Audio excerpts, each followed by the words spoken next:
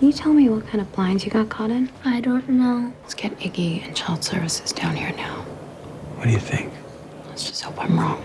A 7-year-old boy was rushed to the emergency room. The cause was suffocation due to being entangled in a blind cord. The boy's parents arrived shortly after. They anxiously inquired about the boy's condition. Dr. Bruce immediately examined the boy. Upon removing the neck brace, he discovered strangulation marks. This led to the situation described at the beginning. He immediately questioned the parents. The boy's father stated that he was preparing breakfast in the kitchen. Calvin was playing in his room. Usually very lively, he was unusually quiet today. Feeling something was wrong, he pushed open the door and saw a cord wrapped around his neck. He called out to the boy's mother for help. The mother searched the entire house before finding scissors. By this point, Calvin's face had turned blue. The boy struggled violently. The father had to hold him down. The mother then cut the cord and called the police. Dr. Iggy asked the father, if the police come to your house, they would see part of the rope still on the ground. The father looked helpless. The mother thought she had thrown it away. The child protection officer thought the mother was hiding something. The father then admitted that he had choked the boy himself and promised it would never happen again. The doctor who examined the mother said the marks on Calvin's neck were not abrasions, but bruises like those caused by a hand. At this point, the mother admitted that she had strangled him. Because the little boy was throwing a tantrum, she had to do it to calm him down. Since the marks on Calvin's neck were too small to be made by an adult's hand, the only other possibility was the little boy's sister, Juliet. Dr. Iggy directly asked Juliet, when you heard Calvin, how do you think he felt? Juliet initially appeared very sad and felt sorry for her brother. Dr. Iggy urged Juliet to be honest, as there was no one else present. Juliet then admitted that she enjoyed the feeling of manipulating others, just as she enjoyed drawing. When Dr. Iggy asked if she had ever considered harming her family, Juliet replied affirmatively, not only her brother but also her parents. This revealed how terrifying the little girl's inner world truly was, bordering on a psychopathic personality. Dr. Iggy spoke with the parents. The father said the girl had schizophrenia and ADHD, but refused to believe she had a psychopathic personality. The child protection officer believed such behavior required educational therapy at a correctional facility. However, Dr. Iggy believed that such cases couldn't be handled harshly, as they lacked a sense of shame. Instead, a reward-based approach was needed. From Juliet, it was clear she had a strong desire for rewards. Dr. Iggy then asked Juliet to play a game with him. If she earned 50 Iggy coins, she would receive a reward. It was clear that Juliet was uninterested. When Dr. Iggy presented the reward, a phone, Juliet immediately became interested. The first task to complete would earn her 50 Iggy coins. She had to apologize to her brother. Clearly, Juliet was dismissive and said he deserved it. Juliet asked if she could start with a small apology. Dr. Iggy immediately agreed to this request. Just when it seemed like Juliet was genuinely changing, Juliet used what she saw to slander Dr. Iggy. As part of her apology to easily obtain Iggy coins, who would have thought that when Dr. Iggy stopped her, she would spit at the doctor? Dr. Iggy changed his strategy. Juliet liked to win herself while also enjoying seeing others lose. He came up with a higher-level game rule. In this version, Juliet could win without making the other person feel like they had lost. Once the other person was unhappy, the game would end. Juliet asked what the reward was. Dr. Iggy told her it was Calvin's phone. Clearly, Juliet was interested in Calvin's phone and immediately agreed. She then apologized to Calvin and asked if they could exchange phones. Calvin said he hadn't had enough fun yet. Juliet then offered the Iggy coins she had obtained as an exchange. Calvin still refused to exchange phones, and the two argued again. Juliet said, everyone thinks I don't care about anyone, but I actually care about you. I wanted your phone because I could play the same game with you, and this was the only way Juliet could get close to her brother. Calvin thought Juliet hated him. Juliet said she hated herself. After hearing this, Calvin gave Juliet his phone. Everyone thought Juliet had truly changed. In reality, she was just following the game's rules. The child protection officer was furious. Everyone had been manipulated by Juliet. Though Iggy still held a sliver of hope for Juliet, the child protection officer no longer believed in her. Compassion was something Juliet would never possess.